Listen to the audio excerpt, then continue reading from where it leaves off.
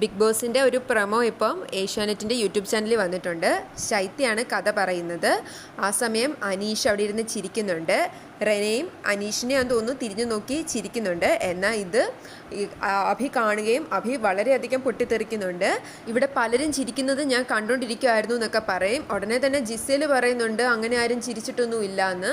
എന്നാൽ അഭി പറയുന്നുണ്ട് ഇവിടെ പലരും ചിരിച്ചുകൊണ്ടിരിക്കുന്നത് ഞാൻ കണ്ടു, റെന ചിരിക്കുന്നത് കണ്ടല്ലോ എന്നൊക്കെ. ഉടനെ തന്നെ റെന പറയും ഞാൻ ചിരിച്ചിട്ടില്ല എന്ന്. എന്ത് വൃത്തികെട്ട വർത്താനം ഈ പറയുന്നത്, എന്ത് ഷോയാ കാണിക്കുന്നത് എന്നൊക്കെ പറഞ്ഞ് റെനയും അങ്ങ് അഭിയുടെ നേരെ ചെല്ലുന്നുണ്ട്. കുറച്ചുപേര് ചേർന്ന് റെനയും പിടിച്ചു വെക്കാൻ ശ്രമിക്കും. ദേഷ്യം വന്ന ആര്യൻ ചെരുപ്പൊക്കെ എടുത്ത് അങ്ങ് എറിയുന്നുണ്ട്. ശൈത്യ ലൈഫ് സ്റ്റോറി പറയുന്നതിൻ്റെ ഇടയ്ക്കാണ് ഈ സംഭവങ്ങൾ നടന്നേക്കുന്നത്. ആര്യനും റെനയും ചിരിക്കുന്നത് പ്രൊമോയിൽ വ്യക്തമാണ്. ശൈത്യ പറയുന്ന സ്റ്റോറി കേട്ട് പുച്ഛിച്ച് ചിരിക്കുന്നതാണോ അതോ അവിടെ ഇരുന്ന ആര്യനും റെമയും തമ്മിൽ എന്തെങ്കിലും കമ്മ്യൂണിക്കേറ്റ് ചെയ്ത് ചിരിക്കുന്നതാണോ എന്നറിയില്ല. എപ്പിസോഡ് വരുമ്പോഴേ അത് ക്ലിയർ ആവത്തുള്ളൂ. പക്ഷെ ആര്യന് ബാക്കിയുള്ളവരെ വില കുറച്ച് കാണുന്ന ഒരു രീതി ഇത്തിരി കൂടുതൽ തന്നെയാണ്. ഇന്നലത്തെ ടാസ്കിൽ അഭി ശാരികയുടെയും സരികയുടെയും എന്തൊക്കെയോ പേര് പറഞ്ഞപ്പം ആര്യൻ അവിടെ ഇരുന്ന് ചിരിക്കുന്നുണ്ടായിരുന്നു. അവരെ കൊണ്ടൊക്കെ എന്ത് സാധിക്കും എന്ന രീതിയിൽ.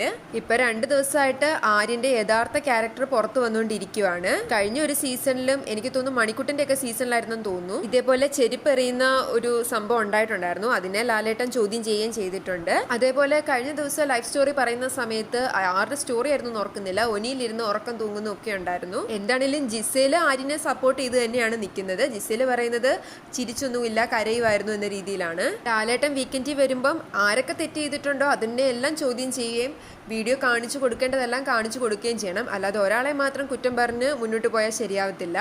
കഴിഞ്ഞ ദിവസമാണല്ലോ അനുമോള് ആ കിച്ചൺ സ്ലാബിൽ കയറി ഇരുന്ന് കുക്ക് ചെയ്യുന്നത്, അതും തെറ്റ് തന്നെയാണ്. അത് കറക്റ്റായിട്ട് പറഞ്ഞു കൊടുക്കണം. അതുപോലെ തന്നെ ജിസയിലും ചെയ്തിട്ടുള്ള കാര്യങ്ങൾ പറയണം. വായി വെച്ച് സ്പൂൺ കൊണ്ട് വീണ്ടും ഇളക്കുന്നത്, ചപ്പാത്തി മാവ് കുഴയ്ക്കുന്നതിനിടയ്ക്ക് കൈ ചൊറിയാൻ പോകുന്നത്, അതുപോലെ തന്നെ ആര്യൻ കിച്ചൺ സ്ലാബിൽ കയറി നിന്ന് കാണിച്ചു കൊടുത്തത്, ഇതിനെല്ലാം ചോദ്യം ചെയ്യേണ്ടത് തന്നെയാണ്.